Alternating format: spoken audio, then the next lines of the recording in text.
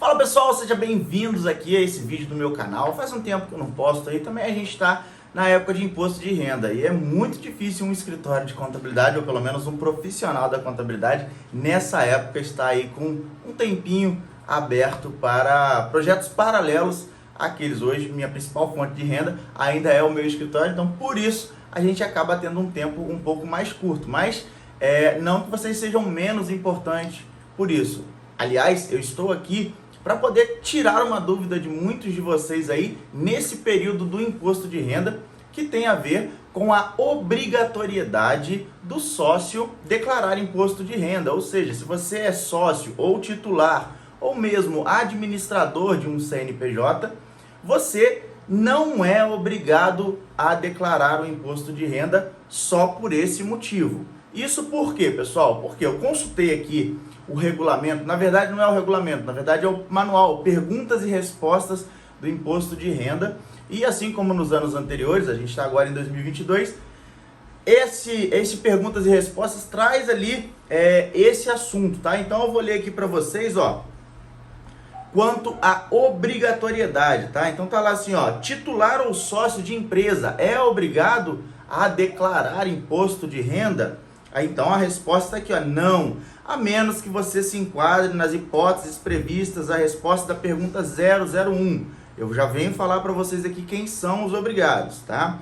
Aí a pergunta 004, quadro societário ou associado de cooperativa, a mesma situação, não precisa declarar a menos que você se enquadre na resposta 001, que são as pessoas obrigadas.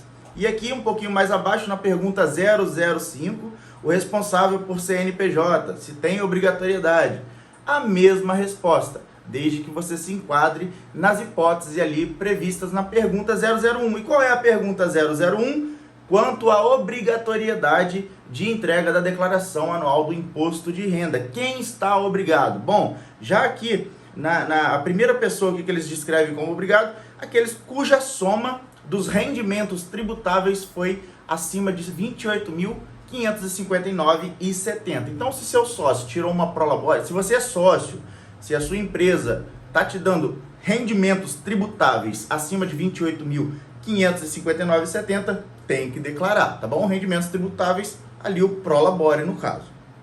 Outra situação, caso essa sua empresa tenha te dado ali um rendimento isento acima de 40 mil. Isso vai te tornar obrigado a declarar imposto de renda. Então, por exemplo, você tem ali um prolabore de um salário mínimo, tá? E beleza, tá tirando ali para poder pagar o mínimo do INSS e tudo mais. Só que essa empresa, depois de fazer a contabilidade, né, toda dela, te transferiu um rendimento isento ali acima de 40 mil reais. Então, essa é uma hipótese em que você vai sim ser obrigado a declarar imposto de renda. Uma outra oportunidade aqui de obrigatoriedade é caso você tenha ali ganho de capital, tá bom? Ganho de capital na alienação ali tá escrito aqui, ó, obteve em qualquer mês ganho de capital na alienação de bens e direitos, sujeito à incidência do imposto, ou realizou operações em bolsas de valores de mercadorias de futuros semelhantes. Isso por quê, pessoal?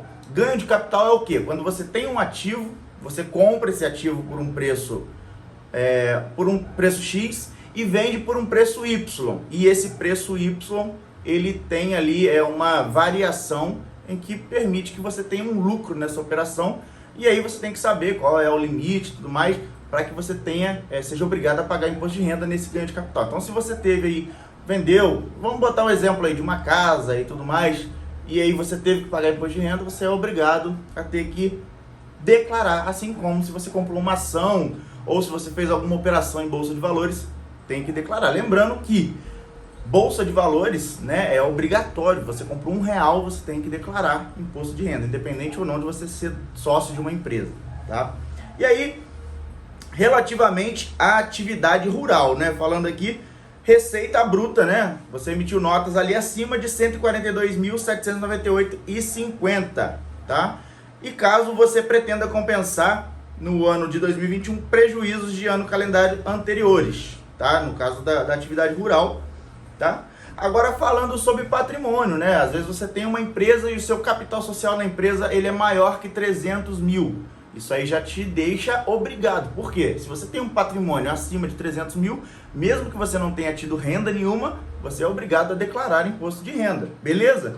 E aí aqui, ó, o item 6, passou a condição de residente do Brasil em qualquer mês. Ou seja, você é um estrangeiro ou você é um nacional que estava residente, já tinha feito a declaração de residência fora do Brasil, agora voltou e passou a condição de residente, tem que fazer a declaração do imposto de renda, tá? E por último, né, aqui, optou pela isenção do imposto sobre a renda incidente sobre o ganho capital oferido na venda de imóveis residenciais, cujo produto da venda seja destinado à aplicação de imóveis residenciais no prazo de 180 dias. É exatamente acontece quando você compra uma casa em que você teve um ganho de capital, mas você vai usar essa grana para financiar outro imóvel. Então, mesmo que você tenha ali optado pela isenção, ou seja, naquele ganho de capital naquele momento você não pagou imposto, você tem que declarar para você deixar o governo ciente dessa situação aí, tá? Existem aí algumas outras hipóteses, tá, pessoal? Recebimento do exterior, enfim, tá tudo aqui no manual, eu vou deixar abaixo na descrição desse vídeo, tá? Mas o que eu queria trazer para vocês hoje era exatamente isso.